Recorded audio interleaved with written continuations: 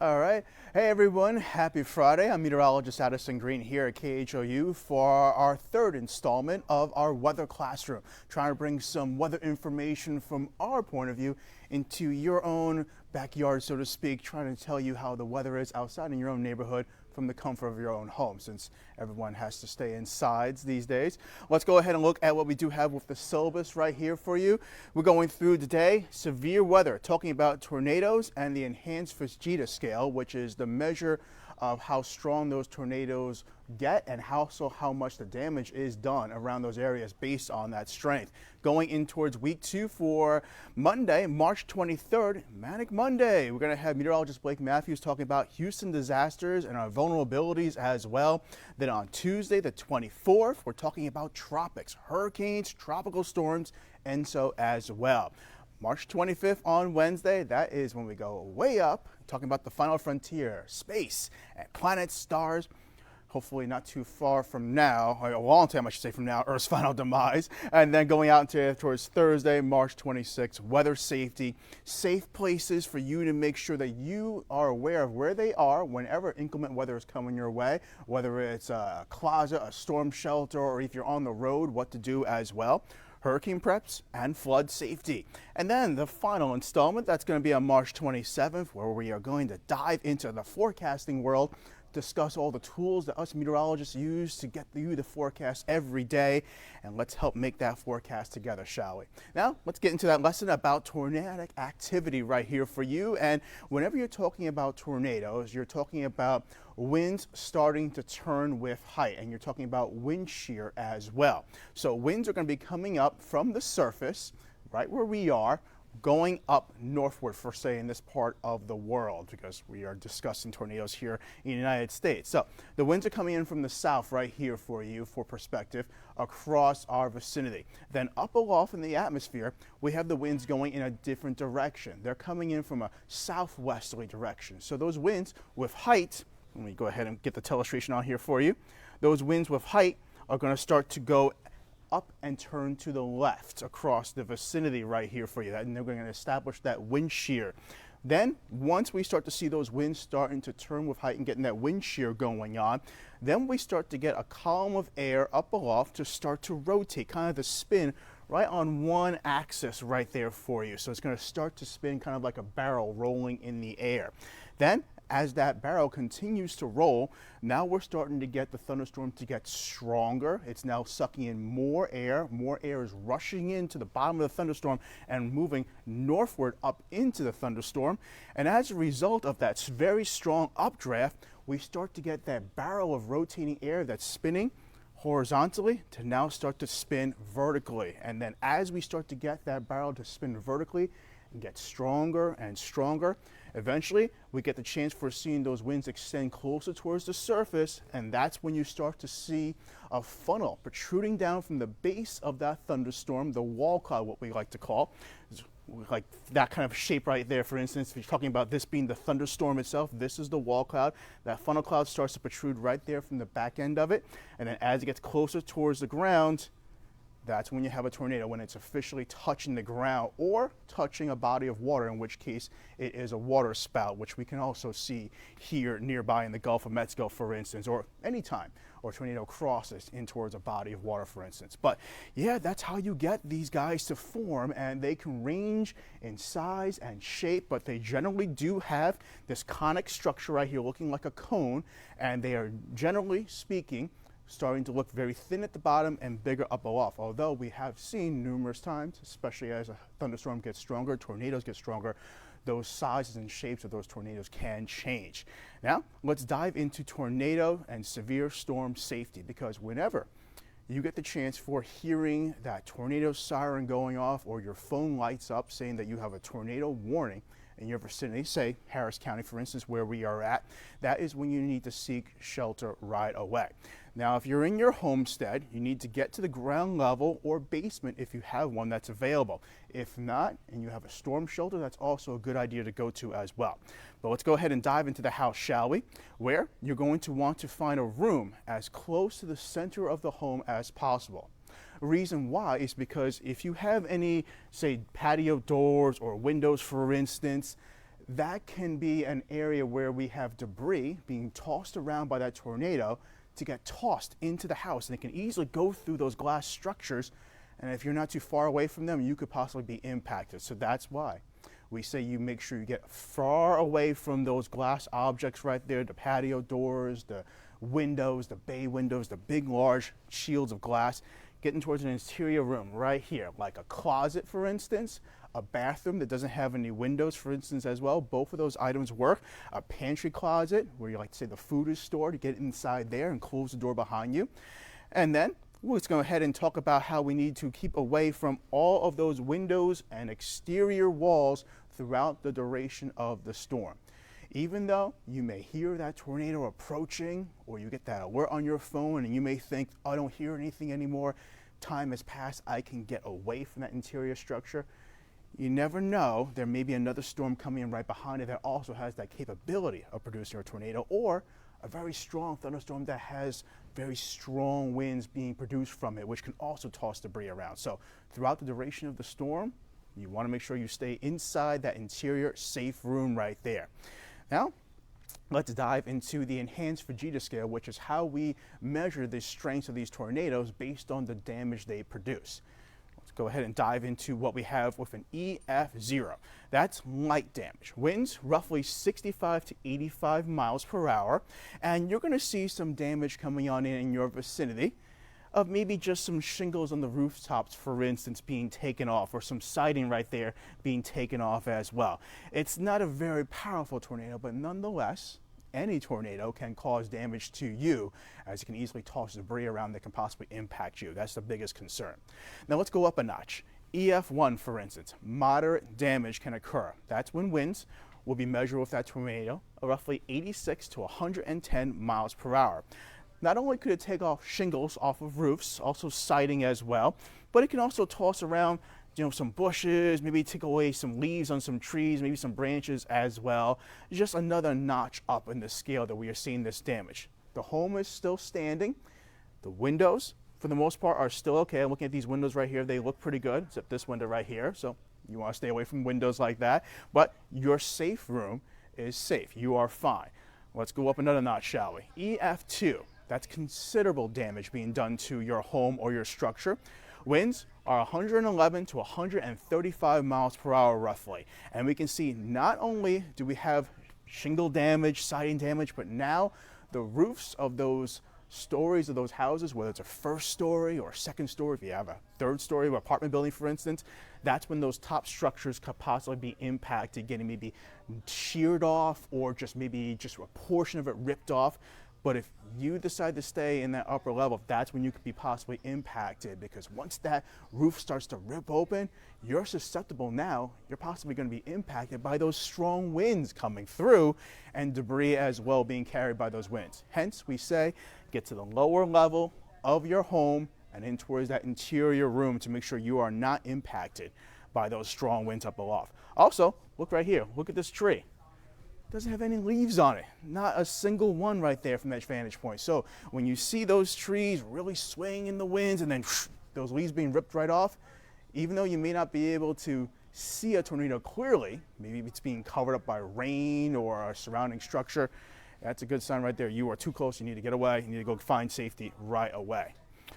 Time to move on to EF3. That's when you start to talk about some very destructive tornadoes coming through the vicinity. Severe damage could occur with winds of roughly 136 to 165 miles per hour. For instance, a Category 5 hurricane, just to put into perspective, has winds of 155 miles per hour plus. So they're going towards a stronger version of a Category 5 right there, although this is on a much smaller scale. Hurricanes are massive. They can cover the entire Gulf of Mexico, for instance. This is maybe the size of, say, a city block, if not a little bit smaller, in EF3 potentially. But it's a very damaging potential element right there from the weather world. You can see this structure right here. Not only has shingle damage, not only has roof damage, but now we see the entire roof being impacted right there. I can see right through those beams. I can see the clear skies in the background. I can see the portion of this roof gone, completely just sheared right off. This surrounding structure on the first story, The interior walls are okay, but the surrounding brick, that's all been taken off. It's all strewn around right there. Old Glory, still standing, thankfully, but you can see the surrounding structures. This looks like a garage, for instance, completely devastated. Only one wall is standing out of 4. And then we have debris from this potential house right here all across the front yard. Yeah, very strong winds you're talking about with an EF3. Hence, you want to get into that interior room and get as many walls around you as nice and tight as possible. So that way you can make sure that those winds don't impact you and your family and your loved ones. Pets as well, can't forget your pets. Let's go up one more notch, shall we? EF4, devastating winds we're talking about from a tornado with this strength. 166 to 200 miles per hour. You can see right there that only the interior section of a home is still standing. At least the roof, or if not, maybe another story, gone. That roof would be right there. There would be that second story because I can see stairs right there, so there was at least a second story. That is gone. We have the front of the house right here, gone. This looks like the driveway, the garage, gone. Everything surrounding it is gone. Trees in the distance snapped at the top, if not maybe further down the trunk. I see this tree toppled over on its side. I can see also looking at this image right there, there's a couple of trees being impacted in the distance. But bottom line, this is a nice structured home, for instance, and it is completely devastated with only that interior closet being left standing. Hence, you have to get into that interior section of that apartment or house. I'm gonna keep repeating that to make sure you know that as we are approaching tornado season, you know where to go. When you hear those alarms sounding, those tornado sirens going off, and you see that weather alert pop up on the bottom of your screen right here on channel 11. Then we have the final category of the EF scale, the Enhanced Fujita scale. That is a category 5 with winds, I'm not saying EF5, I should say, for instance, thinking hurricanes for a second. EF5 with winds greater than 200 miles per hour. Incredible damage right there can be found where you could see every structure potentially in the vicinity of that tornado being impacted, if not being completely leveled. That means just reducing the entire structure down to just debris. This is part of a home, part of an apartment complex, part of a commercial building. All of it is gone. The trees in the distance, I can only see the tree trunk standing. That is it. The surrounding branches have been ripped off, the leaves have been tossed off, and you can't see a single thing still standing out there in the distance for those homes, with the exception being of this one sign right there. I see part of a wall. That is it. Otherwise, you do not get any higher than an EF5 scale, I should say, because the measurements of those instruments that we have don't go any higher than that. So it's like a category 5 hurricane. They don't go any higher than that. That's it. And it's also very rare to see EF5 tornadoes come through, but when they do come through, they are completely devastating. They can change the landscape of an entire region across, say, states like Oklahoma, Kansas, Nebraska. That's typical tornado alley, and there have been numerous tornadoes that have come through that have reshaped the ground, even carving into the ground, like you digging your fingernail into, say, sand, for instance. You can see everything move apart on the side. So yeah, complete devastation can occur with an EF5 tornado. Thankfully, we don't see those too often. Hey, Russ. Hey, just looking at people commenting here. I'm sure you can't see that while you're doing this, but Emma has some great comments. Sure. Say hi to Emma. Hi, Emma. Thanks you for joining us. They can't hear me, so. That's okay. We got Russ Lewis with us on the side. I got Randy Klein in my ear, also watching Facebook. Okay. Addison and Landon are watching in Missouri City. Oh, hi, Addison, another fellow Addison, and Landon as well, Missouri City. Thank you guys for joining us. And if you guys have any questions or you want to be able to dive further into details of this weather topic, I'd be more than happy to do so. In fact, I'll go ahead and start off the beginning of the show. So we're going to go ahead and repeat everything for anybody that just joined us or maybe just caught the tail end of that broadcast. Again, we are in the syllabus right here, the 3rd chapter of the syllabus. Friday, March 20th, talking about tornadoes and the Enhanced Fujita scale. And then next week, we dive into the Houston disasters, I should say, on Monday. Tuesday, it's tropics activity. Hurricanes, tropical storms, ENSO as well. We'll discuss what that is. Also, March 25th, space, the final frontier, planets and stars in the heaven aloft. March 26th, weather safety, also diving into a little bit of that here today. And then on March 27th, we're talking about forecasting. You want to answer a couple questions? By all means. I can ask a couple questions because maybe I can pick it up while I'm diving into it. And maybe you're going to answer this here. Someone asking, why do tornadoes spin? And are twin tornadoes rare? Chase is in the 4th grade, wants to know that. Hi, Chase. Tornado. Yes. Twin tornadoes are very rare. You can find yourself with a thunderstorm getting the chance for producing not only one funnel cloud, one area of rotation, but a secondary one as well. But those are usually extremely strong thunderstorms that produce that. I've seen that before, and it's quite a sight to see, but thankfully from far away. Are they right next to each? How does that work? I've never seen one. Sure. We usually get the chance for seeing twin tornadoes usually a little bit further away from between each other, I should say, but they do form whenever you get very strong, powerful updrafts in that thunderstorm right there, and they can produce possibly very strong tornadoes, each one being very strong as well, not just 2 weak ones. Sometimes it can be EF3s maybe rotating within the same thunderstorm, or maybe even having multiple vortices, what we call. These are all little vortices we're going to discuss, and that's where you can get a multi-vortex tornado. Those are extremely powerful, almost like a blender, where you can have multiple spins going on around a center axis, all within a thunderstorm, all within one very large tornado. Maybe you'll answer this one too. This is from Tani, and Tani wants to know, why doesn't the Houston area get stronger tornadoes? Okay, let's dive into that. EF0s, EF1s, not very strong, right? No, not very strong at all, Russ. EF0s, EF1s, typically across the Houston metro area. You find the bigger ones, 2s, 3s, 4s, and 5s, further in towards the plains. And the reason why is because we have the Gulf of Mexico, that body of water right next to us, acting as a moderator across the area for the air aloft. So whenever you're getting these large thunderstorms that come through, they are having air masses clash with them. They have cold, dry air associated to the north and more warm, muggy air further to the south. But as we watch those thunderstorms develop closer towards the Gulf of Mexico, they are typically running into more warm, muggy air and less of that cold, dry air to work with to get those contrasts, get those energy to explode across the area. So the Gulf of Mexico, for instance, or the Atlantic Ocean, if you're on the East Coast, acts as a moderator, so it kind of squashes those chances for severe weather to develop, especially in the form of very strong, damaging tornadoes. Not to say that it can't happen, but it's just very unlikely that it will. Further north and west of Harris County, you have the chance for producing those stronger tornadoes, and the further you go inland, those chances will increase. Let's dive into the session once again for anybody that's just joining us here. Thank you so much for joining us on this Friday, March 20th. We are talking about how tornadoes form across our portion of the country right here in southeastern Texas. And while it's not too much of a concern compared to the Central Plains, for instance, it is a big concern, especially as we are going in towards the spring season. Spring officially started last night at 10:49 p.m.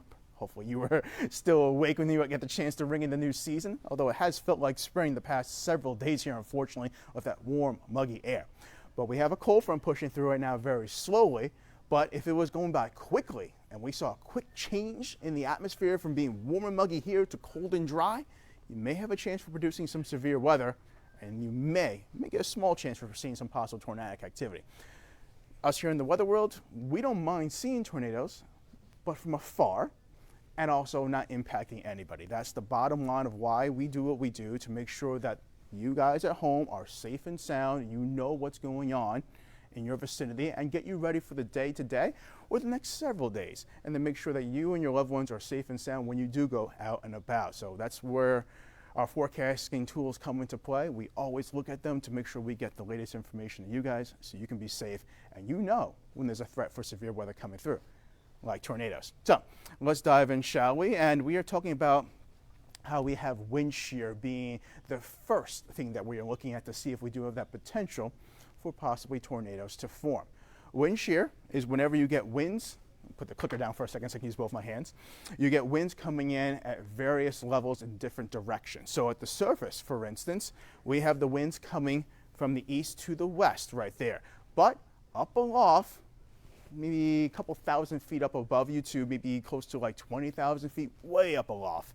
You have the winds going from, say, like the southwest to the northeast. So you have winds coming on in various directions like that.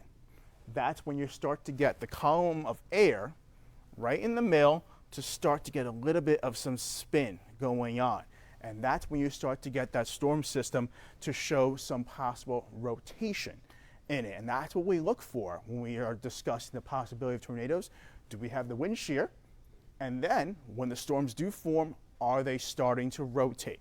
Here we can see now, because of that wind shear, we have winds at the surface going one direction, winds up aloft going another direction. Now we are starting to get this column of air to rotate like a barrel spinning around.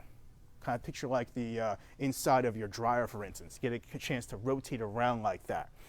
As it does so, we're watching that thunderstorm to continue to build, get stronger and stronger, get bigger and bigger. These guys can go as high as, say, an airplane, for instance, 36,000 feet, maybe even a little higher than that. So these are big thunderstorms. And then they get the chance for continuing to suck in more and more air, continue to get bigger and bigger.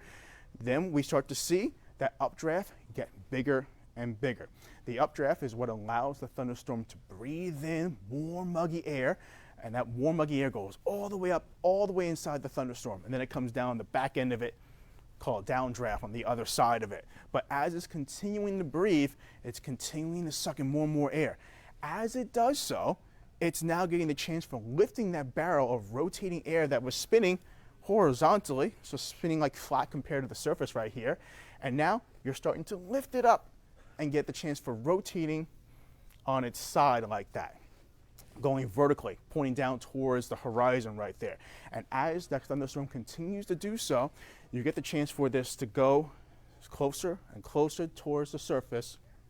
And eventually when it touches down at the surface, that's when you would get a tornado to form. But first, it looks like a little funnel cloud. You see the little bit of a protrusion, a little dimple dipping down from the wall cloud. I'll draw it right here for you. Bear in mind my rough drawing skills. Picture this as a thunderstorm right there. This is going to be a little protrusion from the bottom of that thunderstorm cell called a wall cloud. And then towards the back end of it right there, we can see that little dimple dipping down. That's going to be the funnel cloud.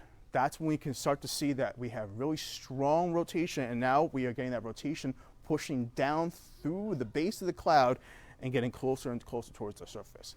It's not officially a tornado until it touches all the way down to the ground. And even though it may not look clear in the distance, if we start to see little debris, little specks of dirt, dust being kicked up off the ground, but we can't quite see anything right there, for instance, we're talking about how we do have that tornado touching to the ground. And that's what we look for whenever we are confirming a tornado.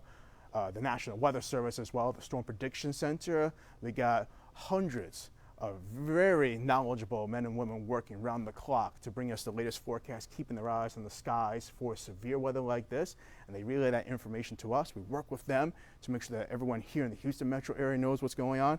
And we also follow the storms once they produce to see where they're going to go.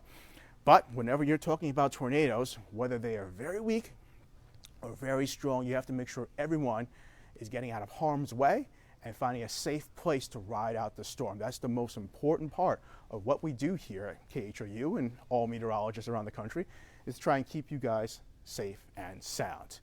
Randy, do we have any questions before I continue? Mm-hmm. Sure. Mm-hmm.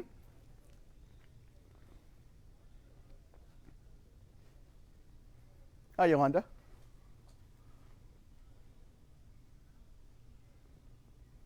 Sure. Justice in second grade wants to know. Hi, Justice. Thank you for joining us. Yes, tornadoes can, if they are strong enough, not just take the leaves off the trees, but they can possibly rip the tree right out of the ground. Now, trees have lots of thick roots and they go way down into the ground. So you're talking about a very, very strong tornado to rip a tree out of the ground.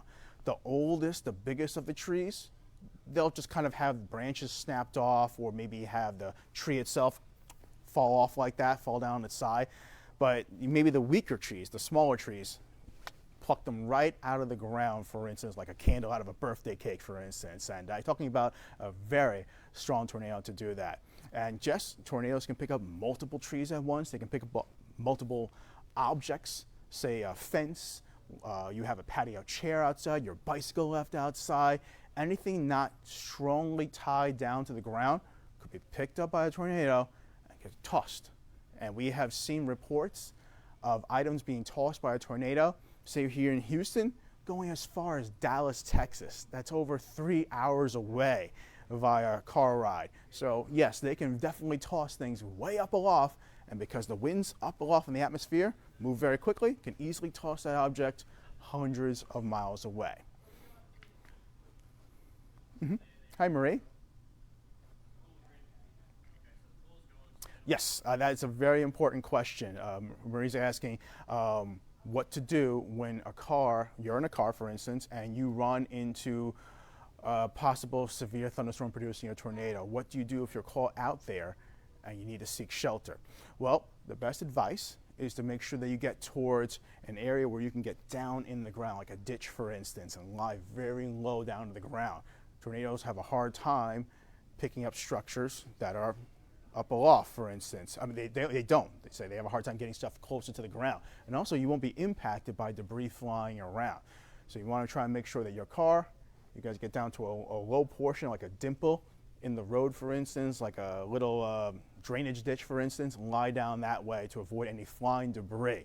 Best advice is to make sure your car can get off the road safely and find a place to seek shelter with that car, say it's like a parking garage, for instance. But if you can't, you're caught out in the middle of the road, for instance, I-10, you're driving westbound in towards central portions of Texas, yeah, you definitely want to make sure you can pull off on the side of the road and get down. Worst place to go, though, when you're talking about tornadic activity and severe weather in general, is an overpass, because the winds can get funneled through an overpass where the cars and the roads are going above you and down compared to the road. The winds can get funneled in there, and they'll be even stronger. And everyone wants to kind of pool into those overpasses whenever severe weather is coming on in, but that's the worst place to be, because now the winds are going to be slightly boosted up there, and debris can also be tossed through that area. All right, that's from, sorry, Randy, got another question for you?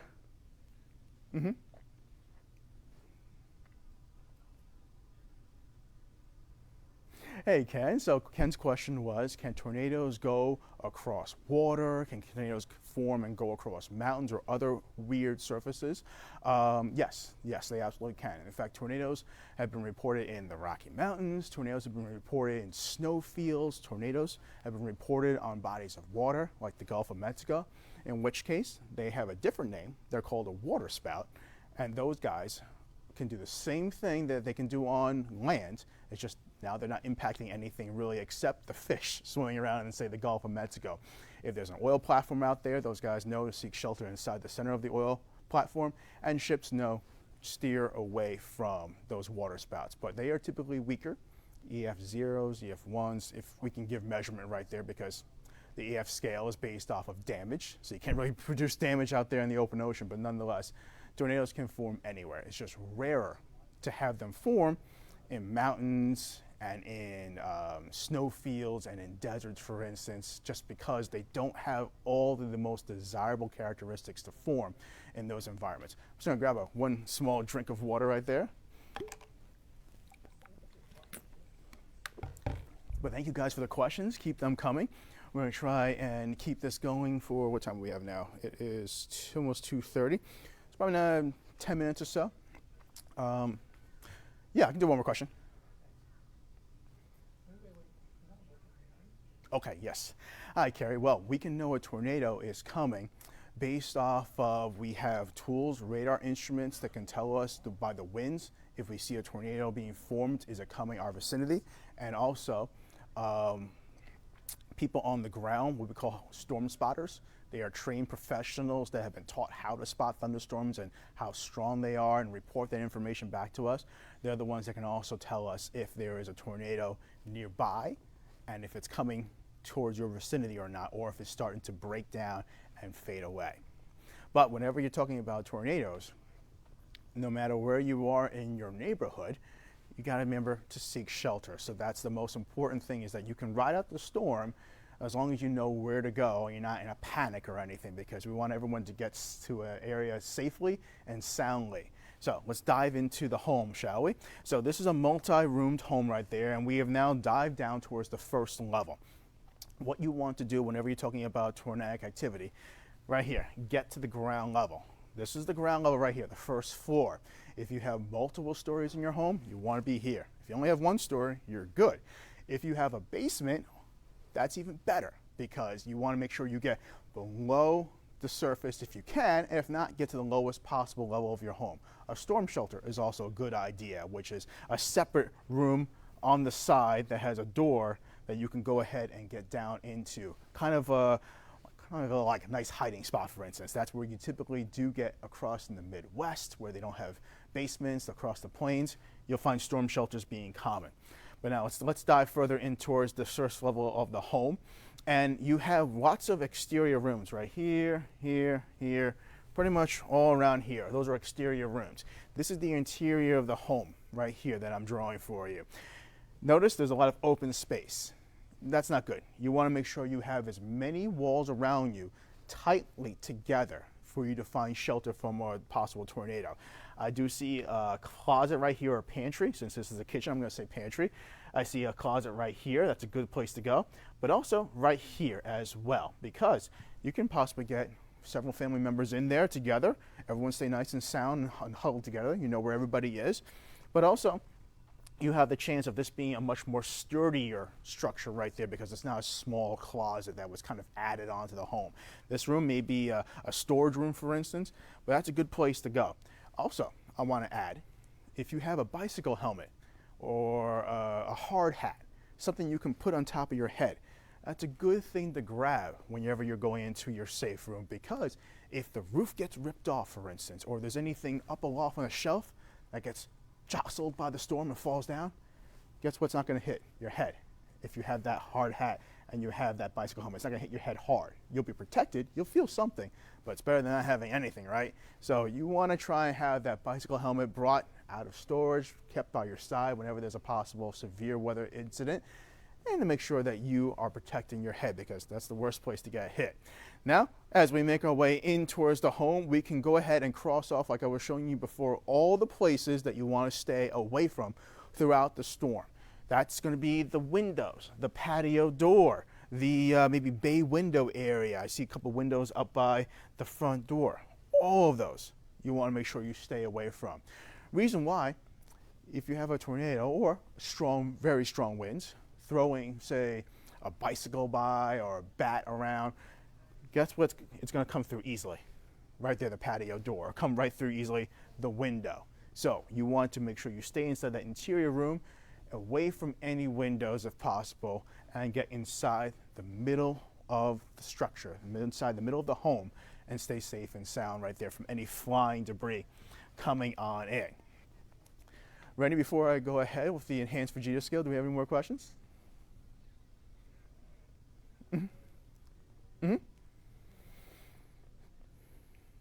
Okay, yes. Let's go ahead and figure out which slide I was talking about that with.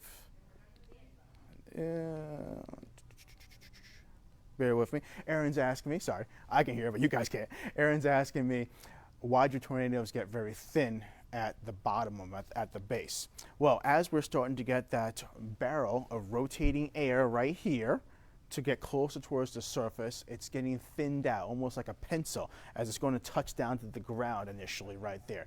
And that's just because the stronger winds are over here and it's pushing its way down towards the surface. Some of the stronger thunderstorms can push this barrel of rotating air close to the surface easily, and some not so much. It all depends on the strength of the thunderstorm. But they typically are going to be stronger off here, and they'll be starting to kind of pencil all the way down towards the surface right there, acting like a finger, and very strong winds will be right there. But as the tornado gets bigger, as the thunderstorm continues to move on and breathing and growing stronger, we're going to see that base of the thunderstorm, base of the tornado I should say, get bigger and bigger and bigger over time. And then eventually, it's going to go through a phase of what we call roping out, where it's going to start to get thinner. I'll go ahead and clear this out for you. Get thinner and thinner and thinner, until it's starting to fade away as we're starting to lose this rotation of column of air right there up aloft, and the thunderstorm itself is starting to weaken. So yes, we do notice that we have various sizes and shapes of those tornadoes as they go through a neighborhood, for instance. It's not going to be the same the entire time, but just because it's a little thin pencil at the surface doesn't mean that it's a weak thing that you should just pay no attention to. Definitely, regardless of the shape, size of the tornado, you want to seek shelter right away.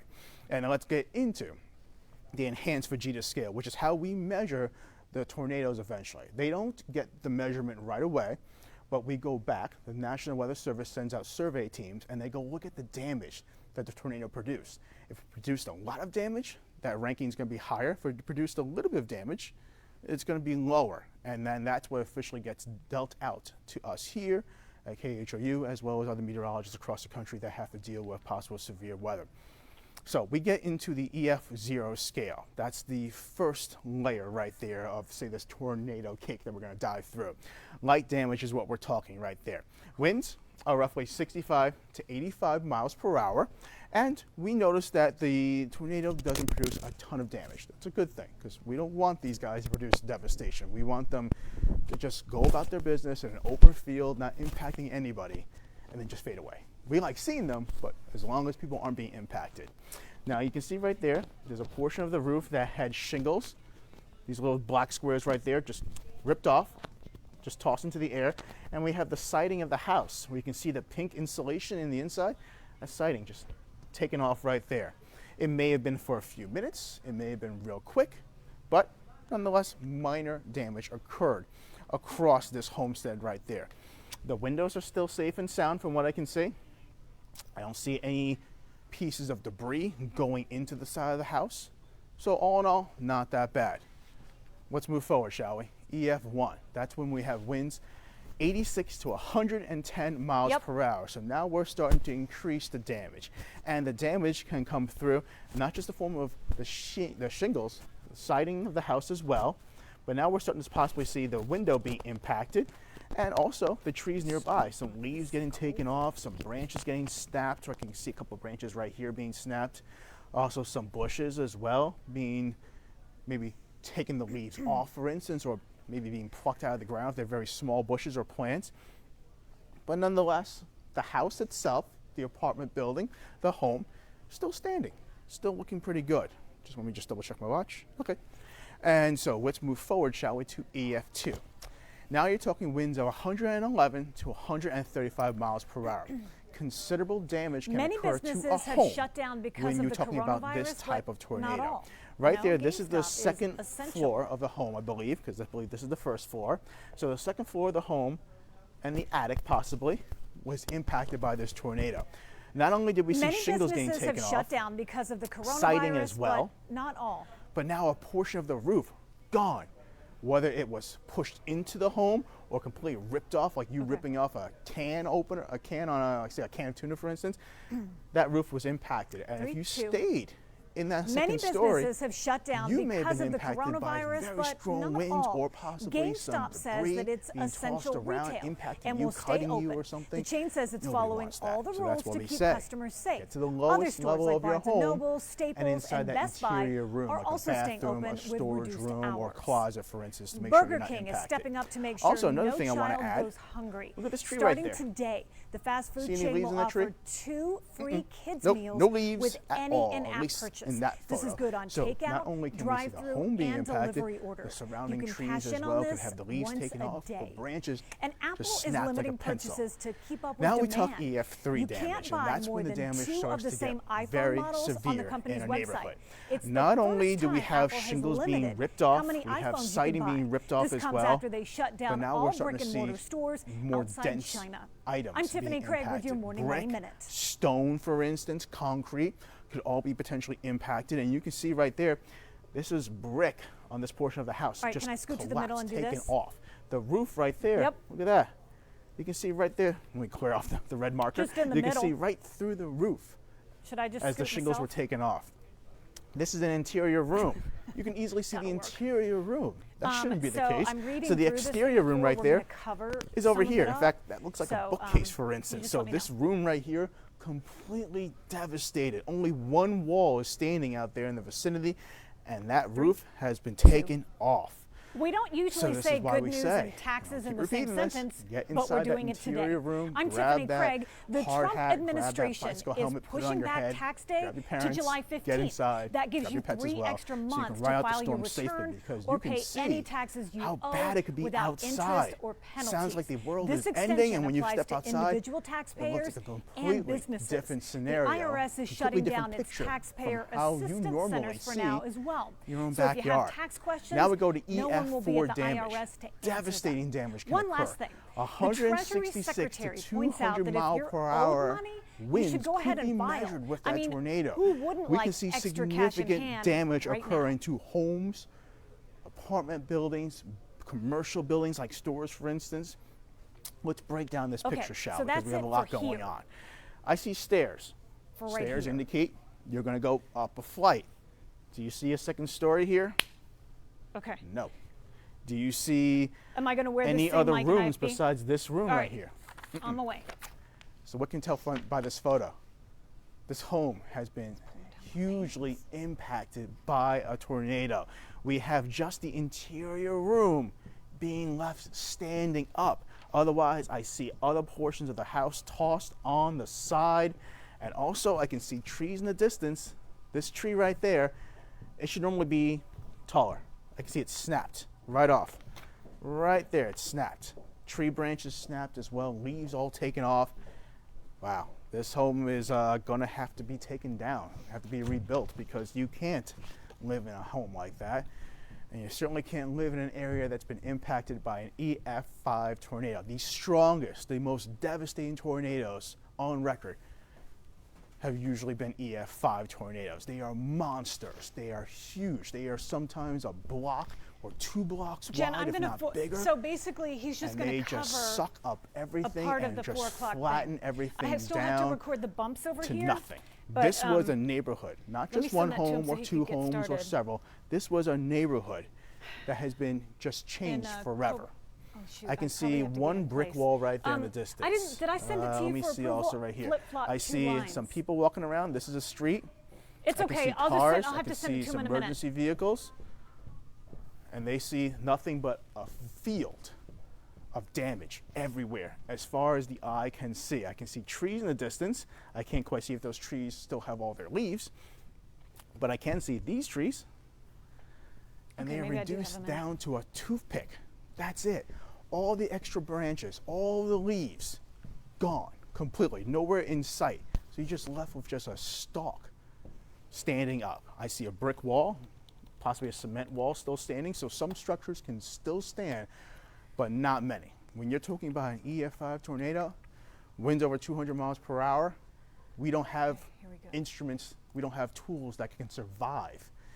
Talk about how strong it possibly could get higher than that. Hence, we see it stop at 200 miles per hour. So incredible damage can occur. I've seen, not personally, but I've seen an entire town gone off the face of a map. I've seen an entire neighborhood gone. Probably heard, maybe a couple of years ago, or maybe you heard in school, Joplin, Missouri, that was impacted by a tornado like this. Completely changed the town, even though a portion of it got hit. So yes, these are the most strongest, most severe tornadoes Hold you on. can find. Hold on, I'm doing And that's why whenever we talk about tornadoes, what we're doing it. we say you gotta seek shelter right away, because we don't know these measurements until after the tornado has passed. And you look back, you can see all around, and you can see all the damage, and that's when you know how strong it was. But we don't know when it's happening, how strong it's going to be. So that's why we say, seek shelter, grab your parents, grab your loved ones, grab your pets, get that hard hat, that bicycle helmet, Jen, get inside that interior room Here, to make sure you changed it a can little be bit. I'm safe and sending it to him sound right now. and ride out the storm. The Or if you 4 have a o'clock thing. storm shelter or a basement, even better, because nobody wants to get caught in anything like this. And I'll take a couple more questions before we have to wrap things up here, Randy.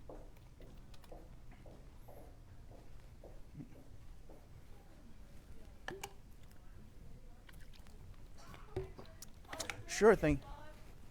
Sure thing, Jen. I have Am I coming? questions You for you ready? regarding the wind shear and how does it form and how does it impact the I'm area. about to So let's record go ahead and go something here, back. though. to how tornadoes form. Sorry. Wind shear comes You're like, Tiffany, around when you listen have now. winds All right, coming in. it's all good. Click it out. Winds coming in at IFB different 3 heights, different layers and Mike in 3. different directions. So pretend Stop and right listen here on and the we can surface, just move along. these winds right there, they are Sorry. coming in You know, I from was this talking to direction. Dexter.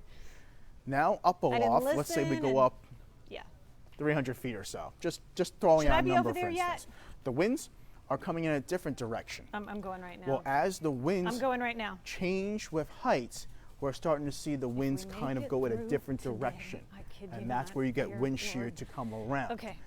As we're talking about severe weather and talking about tornadic activity, that's when we can get the possibility of the air around the So, winds should to I be at the rotate. black line? Yes, Randy. Sure. Mhm. Yeah, there's a black line. So I'm at the black line. I don't know how wide you can make it. Okay. Yep.